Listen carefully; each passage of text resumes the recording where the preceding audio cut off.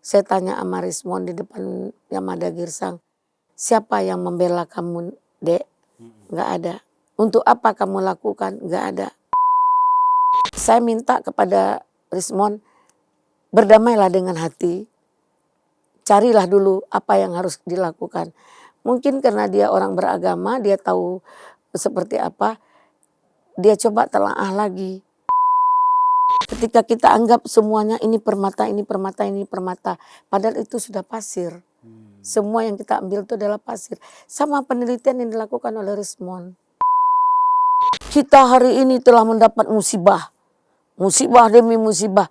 Musibah apaan? Orang RJ kok dia bilang musibah?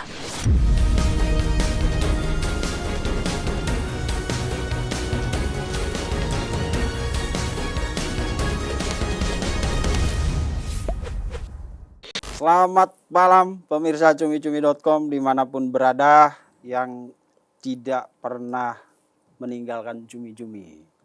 Dan apalagi di spesial interview, karena spesial interview selalu menghadirkan narasumber-narasumber yang kompeten, yang kita beri ruang dan waktu untuk menyampaikan pendapat dan pandangan mereka berdasarkan keahliannya terhadap satu peristiwa, entah itu peristiwa hukum, peristiwa politik, atau peristiwa-peristiwa sosial lainnya. Itulah tujuannya spesial interview kita hadirkan untuk pemirsa kita di cumi-cumi.com. Kita kedatangan lawyer kenamaan sekarang jadi banyak dibicarakan orang karena dianggap sebagai lawyer yang berdiri pada tugas pokok dan fungsinya sebagai lawyer, menyelamatkan klien.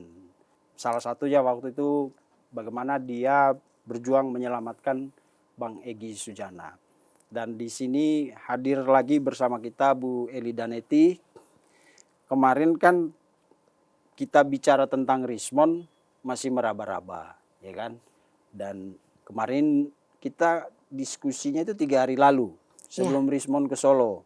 Waktu itu Bu Eli masih ngomongnya masih nahan-nahan tuh, ya kan. Dan hari ini kita harapkan bukti fakta-fakta di balik pengajuan restoratif justice-nya Rismon akan lebih terbuka lagi karena peristiwanya udah terjadi.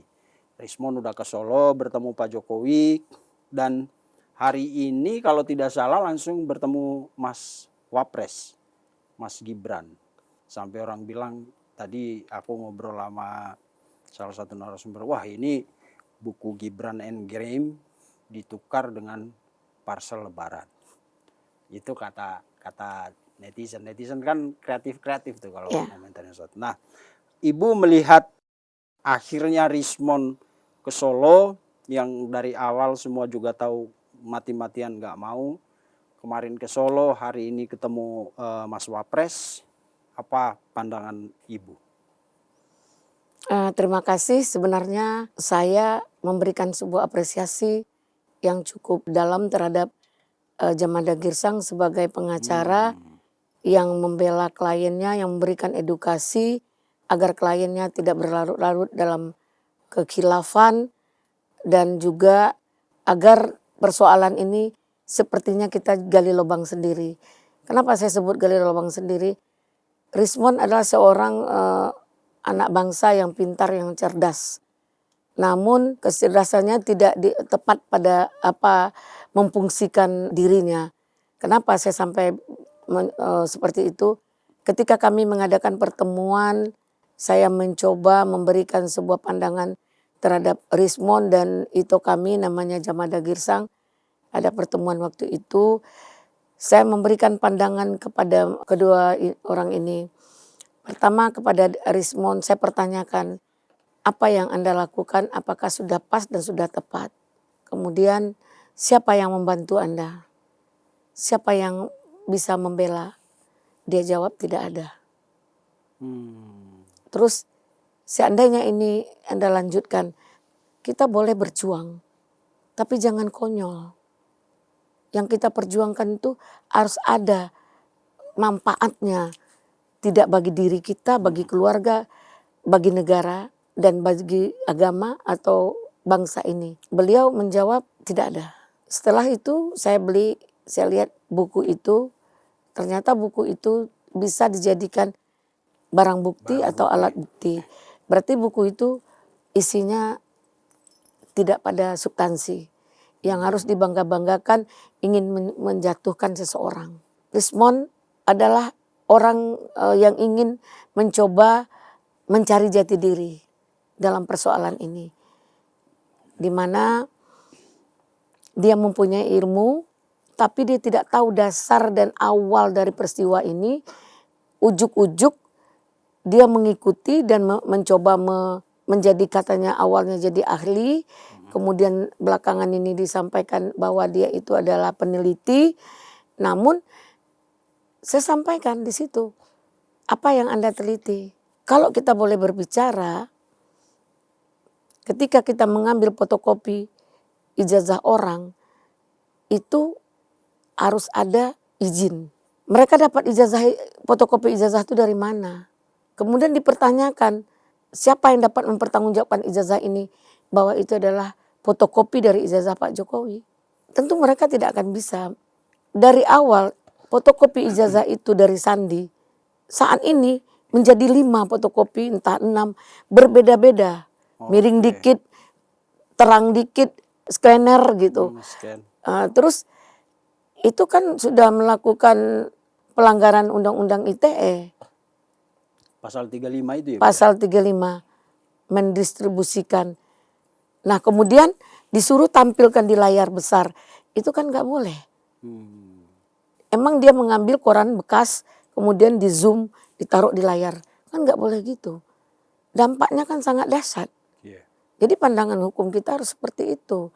Jadi saya sampaikan sebagai penulis, tentu berdasarkan nurani kita saat perasaan yang terukur. Ketika kita lagi senang, mungkin akan tertuang kata-kata cinta. Sekali lagi saya sampaikan, ketika kita sakit hati, tentu hujatan-hujatan dan rasa dendam, rasa kebencian, itulah ritme dalam persoalan seorang penulis. Apakah dia budayawan penulisnya, ataukah seniman, ataukah dia penulis di bidang penelitian atau menulis di dalam politik. Penulis itu juga harus ada poksi-poksinya. Nah, di dalam hal ini mungkin Rismond adalah sedikit kepintaran dan sedikit ilmu dalam penulisan, dalam penelitian atau digital, apa dia pelajari, mungkin apakah dia benar seorang ahli dalam hal itu atau otodidak. Kita kan tidak bisa melihat legal standingnya juga, karena dia itu separuh dalam penelitian itu. Seharusnya penelitian itu ada di ruang tertentu, ada di tempat tertentu, ada penilaian tertentu, kemudian diakui oleh orang-orang tertentu, sehingga menghasilkan hal yang benar-benar kredibel dan benar-benar masuk dalam persoalan yang ditelitinya, kemudian diberi nilai oleh setingkat yaitu profesor atau diakui oleh kampus. Yang menjadi pertanyaan kita, Bu, kapan Rismond mulai menyadari bahwa apa yang dia lakukan itu keliru? Kemudian bagaimana dia, siapa yang kemudian menginisiasi untuk melakukan RJ, ajukan saja RJ gitu. Kapan? Apakah Rismond bertemu seseorang atau bersama Bu Eli Daneti dan lawyernya Pak Om Jamada Girsang, atau seperti apa? Kan orang tuh ada titik baliknya, nyerang, tiba-tiba dia sampai pada satu titik di mana dia berbalik karena sadar atau apa. Kapan itu terjadi dan bagaimana prosesnya? Jadi pada waktu itu Pak Egy Sujana melaporkan Roy Suryo dan Kozinudin. Kemudian dia telepon saya. Siapa itu? Rismond. Rismond menelpon ibu. Ya, Kak, kok dilaporkan Bang Roy?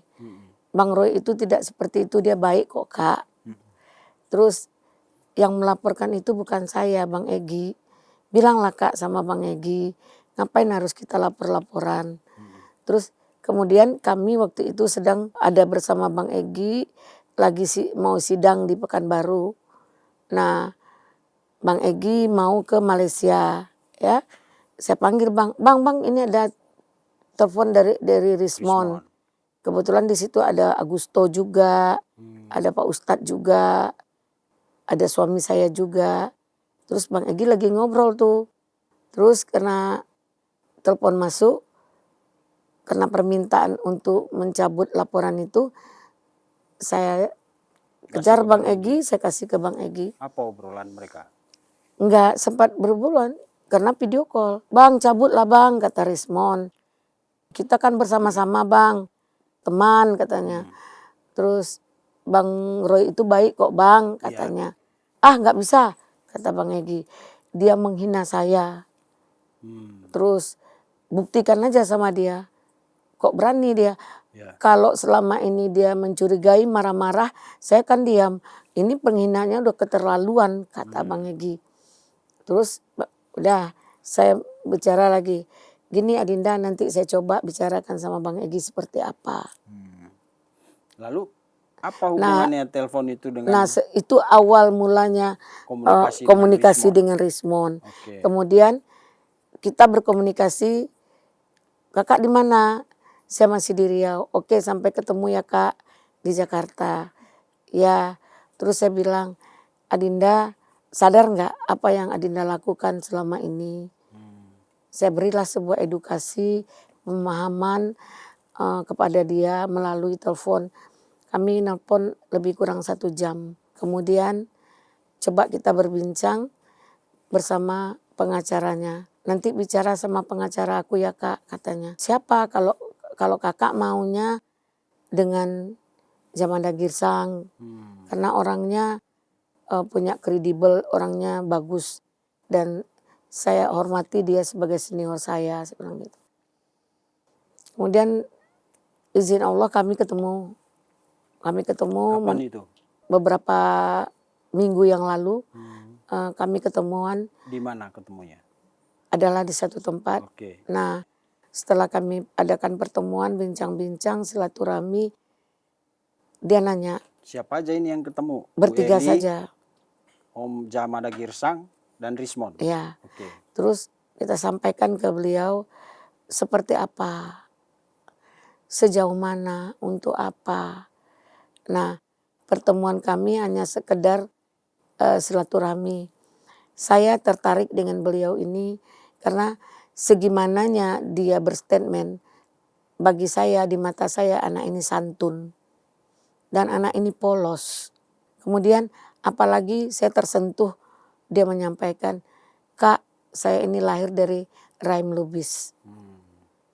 Jadi ada sebuah chemistry yang langsung terikat. Dari Ibu sudah sampaikan itu. Ya. Nah, dalam hal ini saya menceritakan seperti apa. Kemudian Jamanda Girsang ngomong ke saya, Bu Eli, apa yang Ibu dapat? Saya bilang, saya boleh dong demi Tuhan saya bahwa saya tidak dapat apa-apa. Dapat apa yang Ibu dapat maksudnya dapat dari mana ini? Ya, kalau saya kan mengarahkan seperti ini. Cobalah ukur diri seperti apa. Saya tanya sama Rismon di depan Jamanda Girsang, siapa yang membela kamu, Dek? Nggak ada. Untuk apa kamu lakukan? Nggak ada. Jadi kalau hasil kamu menjadi sebuah petaka, hasil dari penelitian kamu, haruskah kamu lanjutkan? Ibarat kata saya coba memberikan sebuah pandangan. Terus ini dijawab sama pengacaranya. Ini atas permintaan dari Solo atau dari mana? Itu katanya. Ini inisiatif saya karena saya sayang sama kamu. Jadi waktu pertemuan itu Rismon tidak mengajukan kayak minta bantuan Bu Eli gimana caranya biar saya RJ. Oh belum sejauh itu. Jadi Ibu yang memberikan pencerahan. Dengan mempertanyakan motivasi dia. Kamu dapat apa? Apa yang kamu mau lakukan? Sebagai orang beragama, sekalipun orang silap, Hmm. dia jadi, kemudian kita nggak tahu alasan apa dia jadi itu. Oke. Apakah kita harus membunuh dia baru kita tenang? Kan nggak begitu. Dan waktu Ibu mengarahkan Rismon untuk coba kamu lihat lagi, evaluasi lagi apa yang kamu lakukan, Pak Jamada merasa jangan-jangan Ibu bawa pesan dari Solo gitu. Ya, saya bilang tidak. Ini murni saya. Terus saya bilang sama Pak Jamada, saya salut dengan Bapak. Maaf, bukan saya tidak menghargai pengacara tim yang berenam itu, tapi Bapak berbeda. Saya sedang melihat siapa yang pengacara Rismon Tipa dan Roy Suryo, itu ada Bapak di situ. Di mana Sama mediator pula ya. ya kami sama-sama Bersertifikat loh ya, dari Mahkamah Agung ya Bu ya. dari Mahkamah Agung. Dan juga saya sertifikat Restoratif Justice. Ya. Makanya saya sampaikan tahapan-tahapan itu. Oh, berarti Ibu sebagai mediator juga dapat sertifikasi sebagai agen restoratif justice. Iya, bukan agen ya inilah gitu. Orang yang dipercaya lah ya. Iya. Oke. Enggak, itu ada sebuah elemen yang kita harus memahami apa itu restoratif justice. Sehingga saya melakukan kelas untuk sertifikasi, yaitu seperti seminar gitu ya. Dengan Pak Profesor Edi itu. Edi. Ya, narasumbernya. Wamenkumham kalau salah ya. Berarti Ibu yang sebenarnya menyadarkan Rismon. Menyadarkan itu pasti dirinya. Ya, maksudnya memberi. Cuman memberikan sebuah bayangan, memberikan sebuah edukasi ataupun ilustrasi ketika kita dilahirkan oleh seorang ibu, harapan ibu itu membela diri sendiri, membela keluarga, membela agama dan negara. Tahu-tahu hari ini kita nggak mampu untuk membela diri kita. Dengan keegoisan kita, dengan merasa punya ilmu yang lebih hebat, padahal ilmu kita segini daripada Allah yang maha segalanya. Oke, itu pertemuan pertama. Apa ujungnya ketika Ibu sudah memberikan pencerahan seperti itu? Apa reaksi Rismon apa? Ya, reaksi Rismon, dia ini mungkin sudah punya pertimbangan sebelum itu. Cuman mau seperti apa, mau bagaimana gitu. Sementara ini semua sudah berjalan. Oke. Terus, jadi dia bingung nih gimana caranya. Ya, kalau misalnya. Tapi kita suruh coba telaah lagi, kemudian ternyata dia menelaah kembali apa yang menjadi pandangan hukumnya, yang ibarat kata yang dilakukannya itu kurang tepat. Dia mengambil sampel yang tidak tepat, sehingga menghasilkan penelitian yang juga salah gitu. Lalu kemudian bertemu lagi. Nah, kemudian kita berbincang sampai diinikan. Kalau kita saja berdua pergi gimana, kata Pak Jamada Girsang.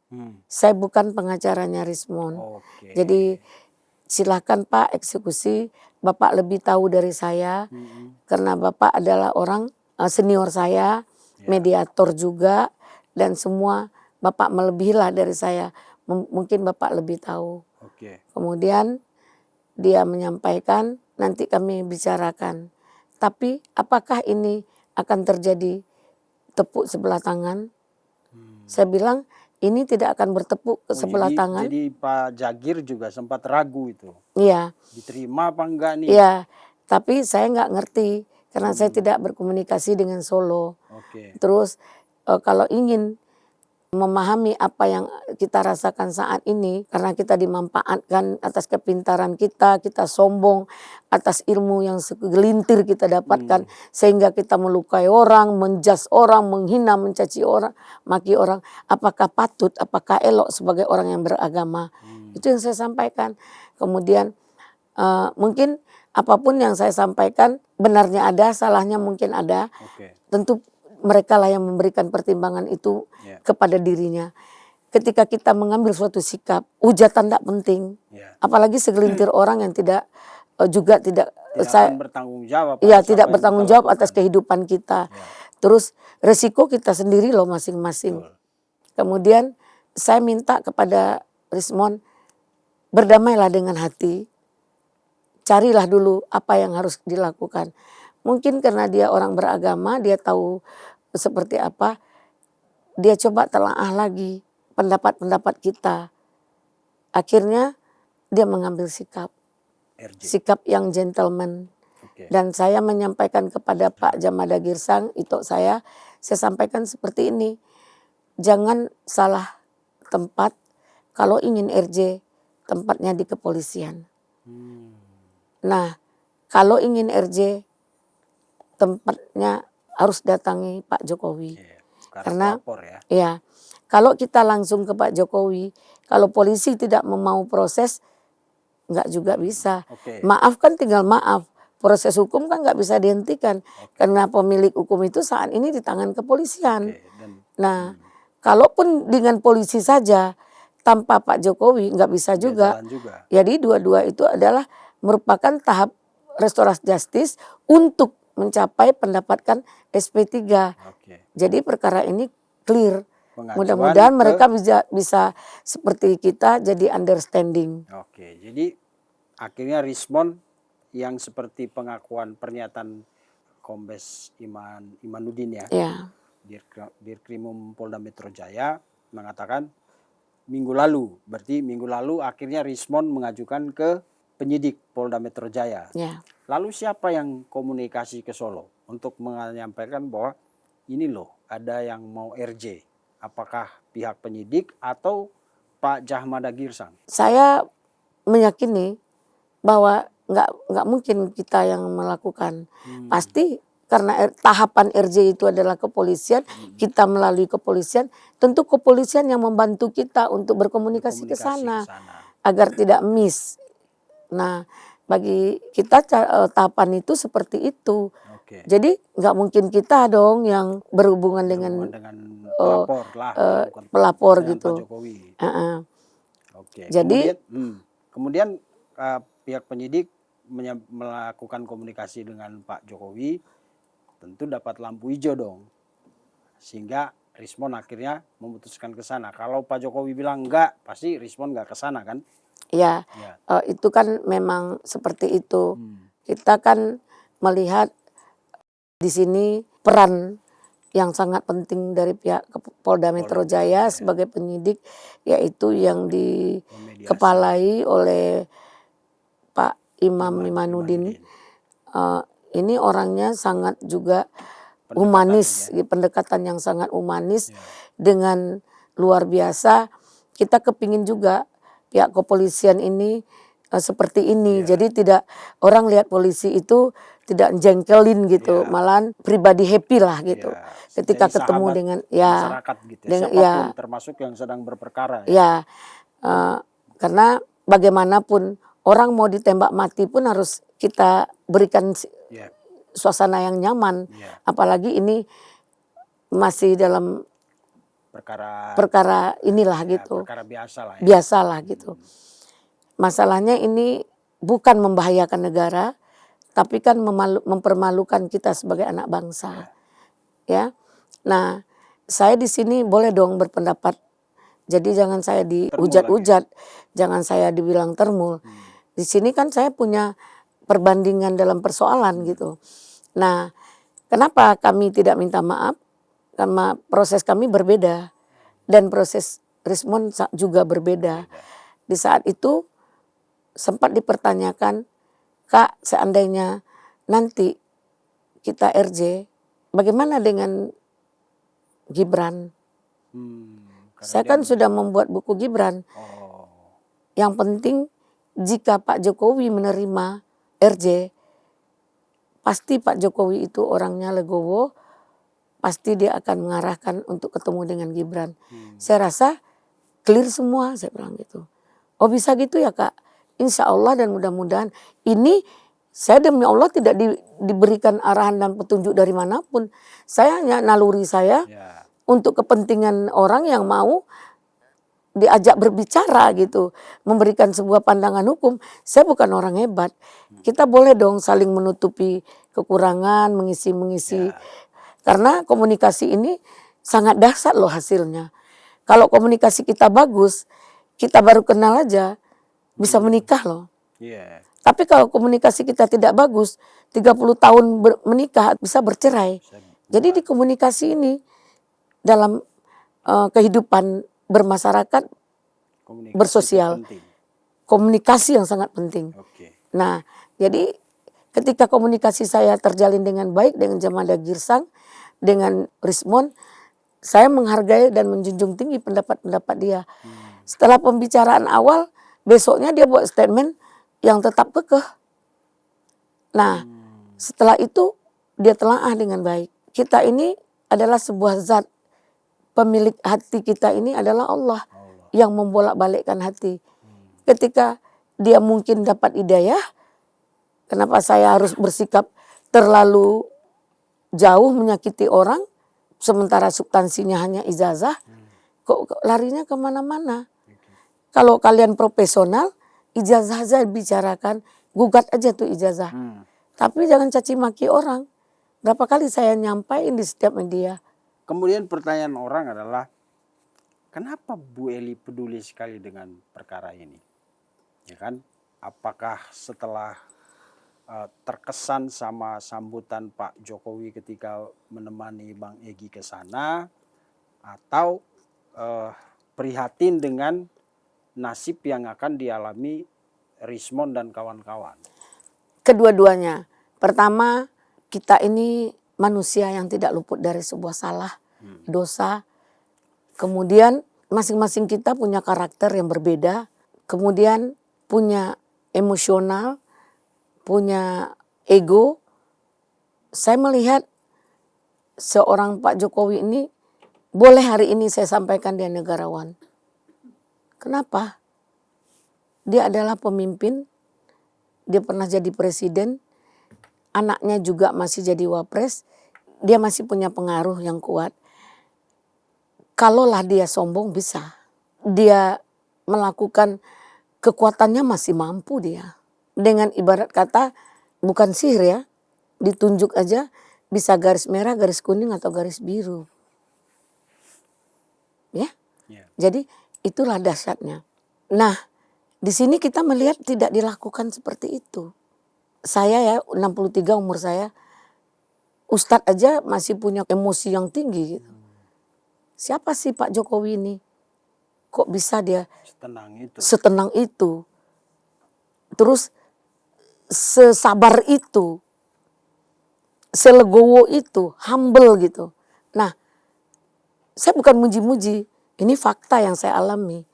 Begitu apapun yang disampaikan, dia hanya dengan wajah yang betul-betul ikhlas, tidak ada dendam dan tidak ada. Kalau kita kan ini musuh datang pasti agak gimana gitu kan. Ini nggak ada. Bagi dia siapa yang datang ke rumah itulah adalah keluarganya atau sahabatnya atau orang yang baik terhadap dia. Dia tidak berprasangka yang buruk gitu, tidak pernah suuzon. Coba begitu orang menghina-hina dia datang, dia sambut dengan baik. Dia cuma menyampaikan kata understanding. Kemudian oke, bantu proses Pak. Kan hanya begitu, nggak ada neko-neko. Lalu dari segi ibu prihatin terhadap Rismon dan kawan-kawan Nah, ini. disitulah karena sebelum masuk ke itu, saya juga melihat kenapa saya menyampaikan Bapak ini luar biasa sabar. Kita pulang dari Solo, separuh mati dihina, dicaci dimaki oleh orang yang sok segalanya, oleh orang yang merasa dirinya adalah, oh kalau kita tidak bersama dia, kita ini pengkhianat. Emang dia siapa? Pengkhianat kepada negara yang nggak boleh. Kalau kepada dia, siapa dia? Ya kan? Ya. Kalau memang dia anggap kita pengkhianat, kemarin musibah, sekarang musibah. Lo siapa dia gitu. Merasa sok gimana gitu ya Allah. Hanya segelintir dan sekelompok yang tidak mengerti dengan kapasitasnya seperti apa. Dan apa tujuannya, apa kepentingannya nggak jelas. Nggak jelas. Terus apa legal standingnya, nggak ada. Kalau mereka merasa benar, mereka merasa yakin, protes tuh. Kenapa dia mau wajib lapor? Oh iya, wajib lapor, Pak. Iya, berarti dia mengakui proses hukum itu berjalan. Kalau dia tidak merasa dia tidak salah, dia ungkapkan, berikan pembuktian, berikan keterangan yang sebenar-benarnya kepada pihak yang berwajib sebelum perkara ini terlanjur jauh. Oke. Tapi kan nggak mampu. Enggak juga. Akhirnya apa? Tersandung dalam persoalan Iya. mulutmu harimaumu. Laporan lagi. Lapor-lapor kan begitu jadinya. Oke. Nah dalam hal ini kita menyampaikan dari sudut kesabaran Pak Jokowi. Ketika kita dihina, pertama mereka emosi, kita dimarah-marah, dicaci-caci, direndah-rendahkan. Sabar. Ketika dihina Bang Egy nggak sabar. Langsung dilaporkan Kozinudin dengan Roy Suryo. Saya dipakai termul, tepuk tangan, termul, cair, diserang pribadi saya di muka umum. Oh, waktu di Polda itu. Waktu di Polda, diviralkan. Saya siapa? Mereka siapa gitu ya? Mereka siapa? Apa yang saya lakukan harus lapor mereka. Mereka lakukan salah di mata saya diam. Kalau mereka menganggap saya salah, nggak ada kapasitas dia untuk ngatur saya. Menilai. Saya bukan siapa-siapa. Saya ini bukan orang Pak Jokowi, bukan orang siapapun. Orang Rismon. Orang Rismon yang tim atau siapapun. Saya ini adalah seorang advokat berdiri sendiri yang bekerja membela klien. Salah saya di mana? Oke. Nah, Hak kami dong. ya. Dan yang berangkat ke Solo saat itu bukan orang kaleng-kaleng. Kami bertiga seorang praktisi hukum. Bang Egy profesor, paham hukum, aktivis. Belum lahir mereka itu, khusus Kozinudin, belum lahir. Bang Egy sudah menjadi aktivis. Sudah menjadi seorang pengacara. Banyak yang ini, tapi Bang Egy kan nggak sombong. Dia hanya seperti, lihatlah low profilnya Bang Egy. Buka puasa bareng kita di sini. Lontong bareng, gorengan. Iya, dari situlah kita harus menilai. Nah, ketika kita disakiti, kita nggak bisa sesabar Pak Jokowi. Kita laporkan. Dan ini sudah patut dan pantas karena bahasa dia sudah melampaui batas gitu. Itu dari sudut itu. Kemudian jawaban yang kedua. Rismon. Prihatin Ibu sama mereka ini. Kenapa prihatin? Apa sih yang mereka telaah? Kalau saya nanti bicara vulgar kan nggak baik. Ibarat kata ketika kita anggap semuanya ini permata, ini permata, ini permata. Padahal itu sudah pasir. Semua yang kita ambil itu adalah pasir. Sama penelitian yang dilakukan oleh Rismon. Oke. Ya kan? Jadi coba urai dengan baik. Yang ditelitinya itu apa? Ya? Yang diteliti ini itu kan ijazah, fotokopi ijazah yang tidak tahu, tidak jelas dapatnya dari mana. Sumbernya. Apakah orang yang berkepentingan fotokopi, di-scan kan jadi banyak. Kemudian ini salah, ini salah, ini salah. Dia tertawakan. Ini wah begini. Begitu kan. Ibarat kata kan seperti itu. Nah, jadi kayak ngeledek gitu ya. Iya. Nah, saya menyampaikan prihatin sama Rismon, kita kelemahan di Indonesia ini tidak memperhatikan generasi kita yang cerdas, yang berprestasi. Seperti Rismon ini harus diayomi. Karena sebenarnya dia potensial. Dia potensial. Banyak tokoh-tokoh anak-anak muda potensial sehingga arogan, main gadget, main balap liar. Seharusnya pemerintah memperhatikan orang-orang cerdas. Masa kayak kami di suku sana, suku terkebelakang. Itu suku Sakai. Itu diadopsi, diambil oleh negara lain karena kecerdasannya. Kemudian hasil dari kecerdasannya yang dihak patenkan oleh Jerman dijual ke Indonesia. Siapa pembuatnya? Orang Indonesia. Jangan sampai begitu. Jadi banyak hal. Jadi saya mengharapkan kepada pemerintah tolong diakomodir tokoh muda yang pemuda berprestasi dan punya kemampuan lebih karena mungkin itu dapat dari lahirnya. Kadang-kadang kalau orang yang pintar itu, cerdas itu seperti autis gitu. Gerakannya dia nggak bisa diam gitu. Dia tidak bisa, nanti kepalanya sakit atau dia gimana gitu. Nah inilah yang harus kita ini kan. Oke. Ini pendapat saya dan mencoba melihat situasi seperti ini. Oke. Terus saya melihat di sini Rismond. Saya melihat buku dari ceritanya Rismond. Saya melihat semuanya. Maka saya menganggap boleh dong dari yang bertiga ini Rismond yang terbagus. Oke. Makanya saya coba edukasi dia. Jangan Sayang kau kamu punya ilmu. jangan diabaikan kepintaranmu dengan hal yang tidak berguna gitu. Oke. Jadi Untuk banyak orang untuk kepentingan siapa kau lakukan kan artinya begitu. Jadi seperti memberikan pandangan-pandangan bukan yang seperti orang bilang membrainwash, bukan sih. Memberikan pandangan dan dia juga semata-mata bukan dari omongan kita. Dia tentu introspeksi diri, tentu dia punya pendapat sendiri dan juga yang telah diedukasi oleh pengacaranya yang luar biasa menjadikan sebuah kesadaran dan tentu dilihat diulangnya lagi. Kalau saya melangkah seperti ini saya dapat mempertanggungjawabkan. Makanya dia coba teliti secara gamblang. Oh di sini setelah ditelaah dipahami, oh di sini kesilapannya. Makanya dia bersama pengacaranya mendatangi Polda. Kemudian diproses, diakomodir. Lalu Alhamdulillah Pak Jokowi. SP3-nya sedang proses. Mungkin ya melalui tahapan dengan pengacaranya Pak Jokowi, dengan pengacaranya Rismond, tentu akan mengadakan alasan tertulis RJ. Kalau kami kan lisan. Atau kemudian akan terjadi tahapan untuk SP3. penghentian perkara atau SP3. Oke. Mudah-mudahan perjuangan Rismond untuk mendapatkan SP3 tercapai dengan secepatnya, sebaik-baiknya dan sesempurna mungkin.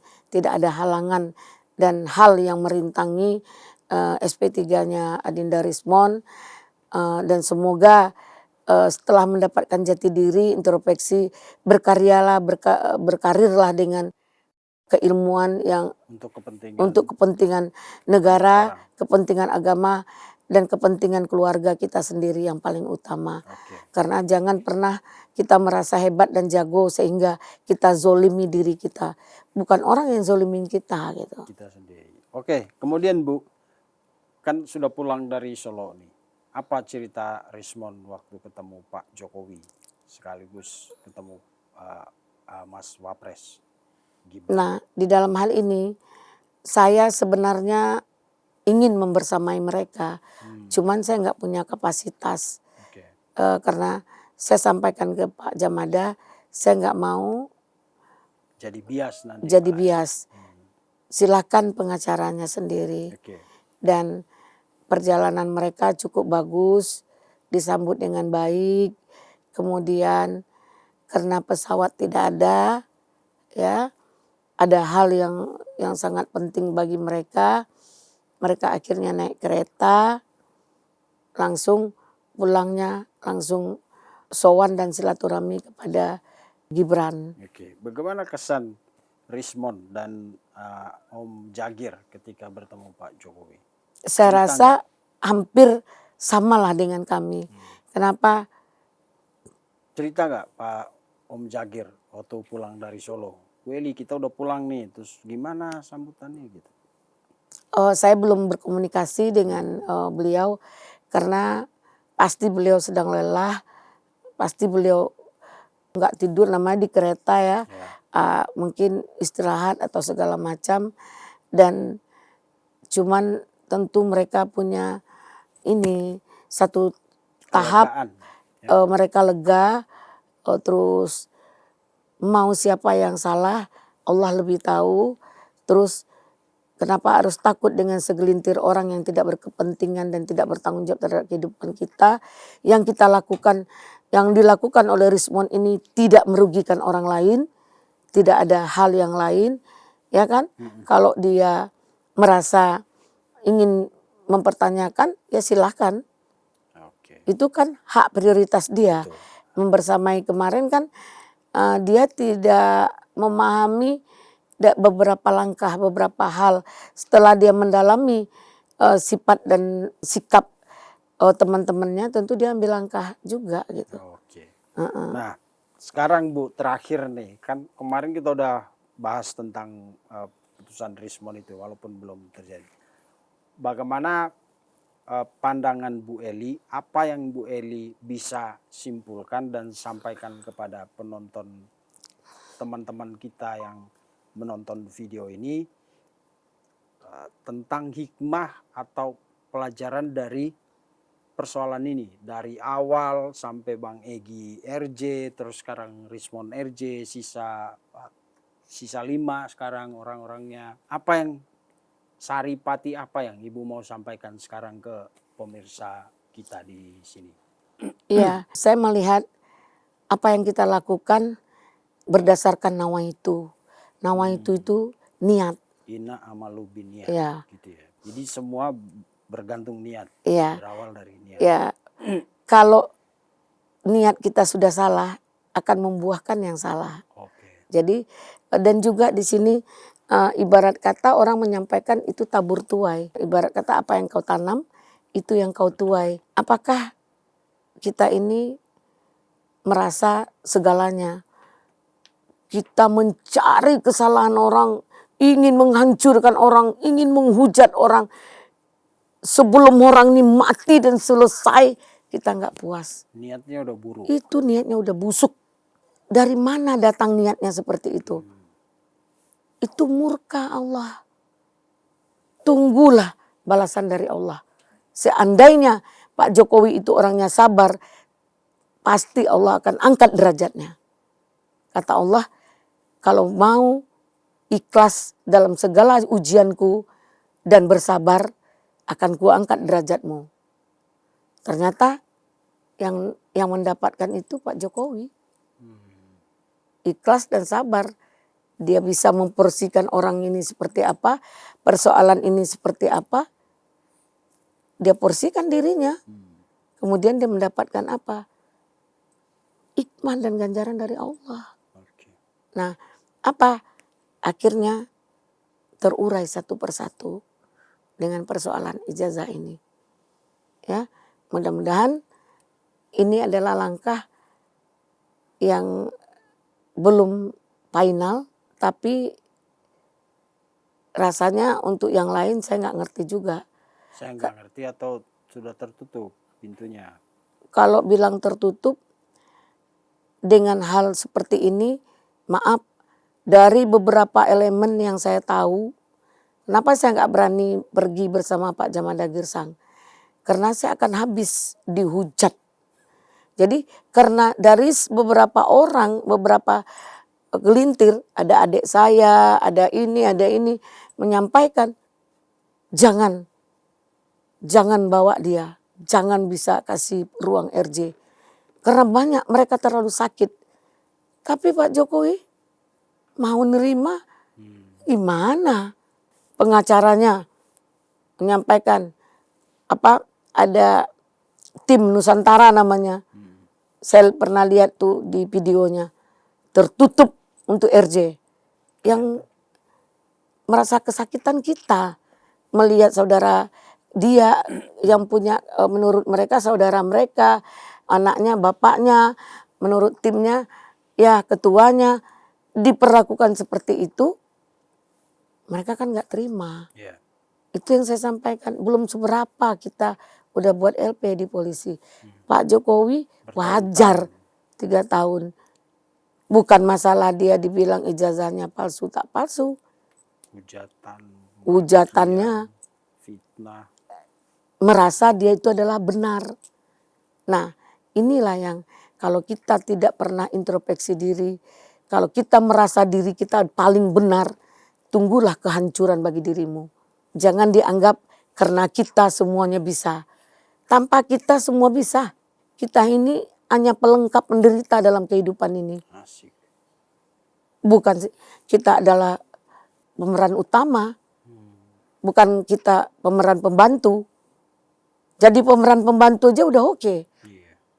Nah, kita adalah pelengkap penderita. Objek menderita. Nah, jadi kalau orang pandai memaknakan diri, dia tidak akan melakukan hal ini. Saya mintalah kepada teman-teman yang seperti disampaikan oleh Kozinudin. Kozinudin. Ya, kita hari ini telah mendapat musibah. Musibah demi musibah. Ya Allah, anak-anak cucu-cucu kita ketawa terbahak-bahak. Musibah apaan? Orang RJ kok dia bilang musibah? Terus itu hebat dia tuh. Merasa dirinya gimana gitu. Terus tampil dengan TV merasa gimana. Dia sedang mencari jati dirinya. Salah, Tapi dia nggak bisa bertanggung jawab itu. Kalau tidak salah Roy gue juga bilang ada tambah 1 tuyul lagi nih. Ya silahkan mereka mau nilai apa. Tapi Mereka jangan ribut dan BSM. Jangan ribut.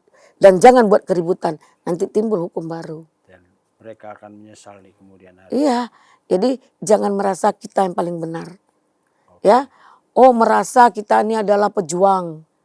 Pahlawan ijazah. Gila nggak tuh? Mereka sudah bermimpi. Ada statement dari seseorang. Bahwa tenanglah Rustam, kau pahlawan. Kau adalah pahlawan ijazah palsu. Gila nggak? Ya, Banyak pejuang yang tidak dinobatkan jadi pahlawan.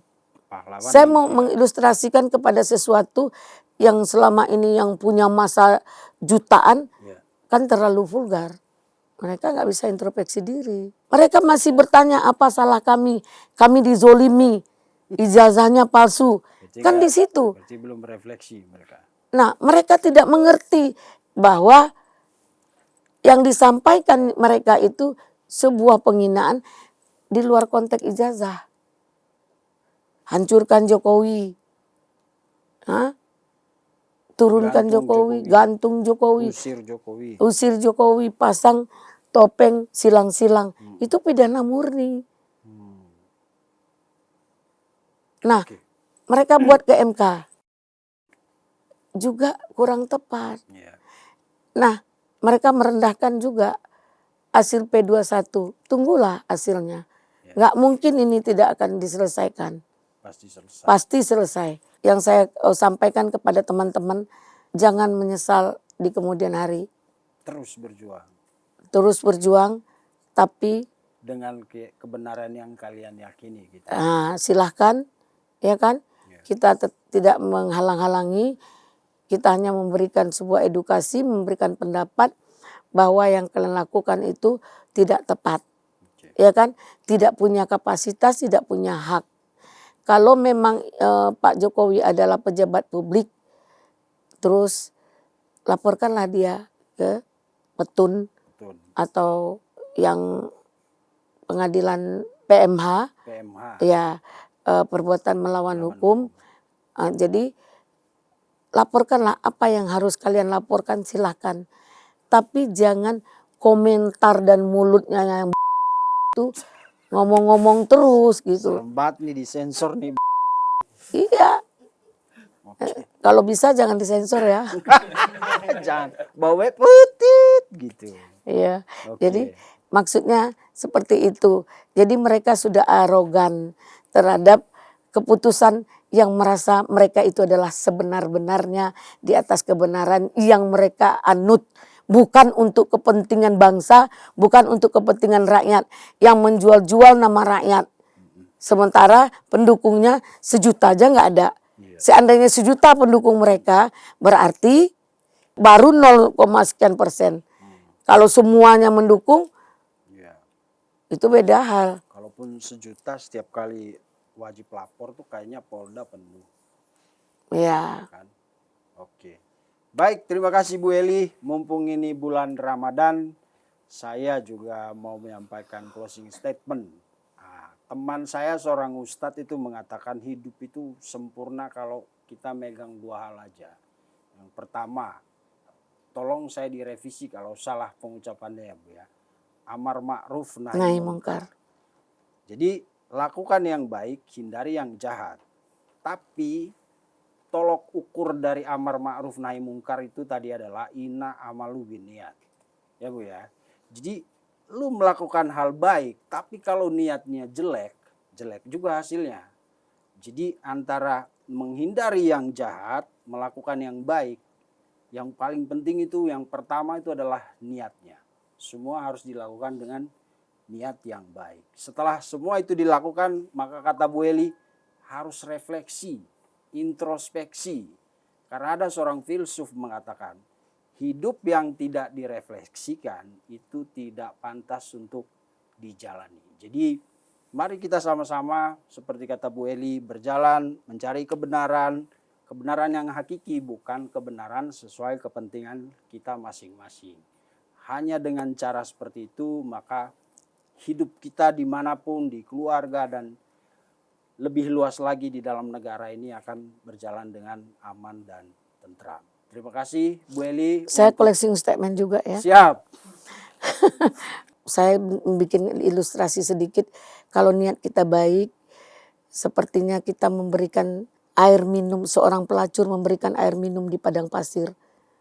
Karena menurutnya lebih baik kau yang hidup, kau masih berguna daripada saya yang sudah tidak berguna. Ternyata dia masuk surga. Oke. Ya. Nah artinya niat dia untuk baik untuk orang lain. Itu menyelamatkan Itu dia menyelamatkan diri di kita. akhirat. Belum tahu kita yang benar, belum tahu orang yang salah. Kenapa kita merasakan kitalah yang benar, oranglah yang salah. Oke. Jadi mari introspeksi diri. Sekali lagi saya memberikan sebuah apresiasi yang setinggi-tingginya kepada Polda Metro Jaya yang telah membawa persoalan ini lebih ringan sedikit, yaitu dengan susah payah, dengan kecapean mengantarkan permohonan dari RJ-nya Adinda Rismon dan yang didampingi oleh pengacaranya Yamada Girsang, dan apresiasi juga terhadap Adinda Rismon yang sudah bisa mengintrospeksi diri dan mentelaah apa yang ilmu yang Adinda gunakan, yang Adinda dapatkan dari Tuhan, dari Allah, dimanfaatkan untuk kepentingan yang bermanfaat juga. Dan kepada Pak Yamada Girsang yang luar biasa, seorang pengacara senior yang telah memberikan sebuah edukasi terhadap kliennya, menyelamatkan kliennya dari persoalan-persoalan yang menjerat hukum, yaitu dalam perkara beberapa hal, sehingga persoalan ini lebih mendapatkan kepastian hukum terhadap kliennya. Juga saya memberikan rasa hormat yang setinggi-tingginya kepada Pak Jokowi yang luar biasa, masih terbuka pintu hatinya untuk berdamai dan masih dibukakan oleh Allah pintu hatinya untuk memberikan maaf terhadap orang-orang yang menyakitinya, yang menzolimi dia. Nah, itulah yang kita sampaikan, salam kepada Pak Jokowi dan juga salam hormat kepada Gibran yang telah menerima Rismon dengan tanpa ada dendam, yang mukanya juga kelihatan mungkin ya dari ajaran dari orang tuanya ya. Jadi tidak ada keangkuhan, tidak ada kesombongan, dia terima orang dengan profesional. Malahan yang terlalu berlebihan justru pengawal-pengawalnya saya lihat, sementara Gibrannya sendiri legowo gitu, welcome gitu. Nah semua telah berjalan dengan baik, sudah mendekati sempurna. Ini semua tidak akan terjadi tanpa izin Allah. Siapa yang menganggap ini sebuah pengkhianat, dialah yang akan dapat ujian dari Allah. Dan juga kami minta kepada semua pihak untuk tidak saling mencaci maki, menghina, karena putusan kita itu adalah hak kita sendiri. Selamat hari Lebaran yang beberapa hari lagi kita telah menjalani bulan suci Ramadan dengan baik. Di bulan suci Ramadan ini telah terjadi RJ atau perdamaian Rismon. Semoga ini ada hikmahnya dan mendapatkan syafaat kalau bagi kami. Saya Eli Daneti minta maaf kepada semua atas sikap tindak tanduk saya, cara penyampaian saya Secara sikap saya selama ini pertama di Cumi dengan kru semua dan juga kepada semua pemirsa dan semua saudara, mohon maaf lahir batin, minal aidin wal faizin. Amin. Terima kasih Bu, saya luruskan soal pengawal saja bahwa saya punya pengalaman reporter saya waktu itu kayak bentrok sama katanya pengawalnya Richard Lee. Lalu saya bilang tugas pengawal emang seperti itu. Mereka punya perimeter, ini aman, ini enggak aman, maka orang tidak boleh terlalu dekat. Nah itu tugas mereka memang. Tapi faktanya emang Pak Mas Gibran menerima Rismon dengan sangat baik bahwa pengawal itu mereka udah punya SOP seperti itu. Jarak berapa seseorang dekat sama pimpinan negara atau siapapun itu pejabat penting sebuah negara itu hal yang wajar Bu. Jadi Bang Rismon jangan diambil hati lah perlakuan para enggak, pengawal kita itu. bukan dari Rismonnya ya. Kalau Rismon kan sudah oke, sudah saya lihat dia sudah puas, dia bertanggung jawab dengan apa yang dilakukan, udah puas, udah ketemu Pak Jokowi, udah ketemu Mas Gibran dan semua sudah understanding, semua sudah oke. Ya mudah-mudahan kedepannya sudah tidak ada apa-apa lagi, tinggal menunggu SP3.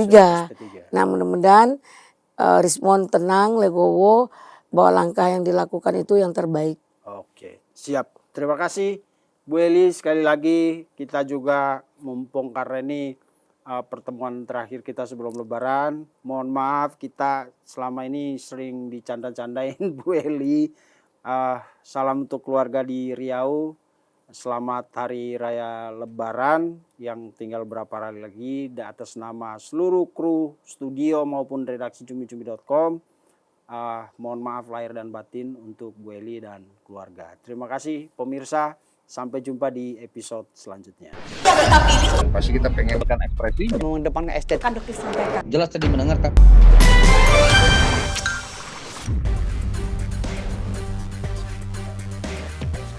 Terima kasih sudah menonton. Jangan lupa like, komen, share, dan subscribe video cumi-cumi.com.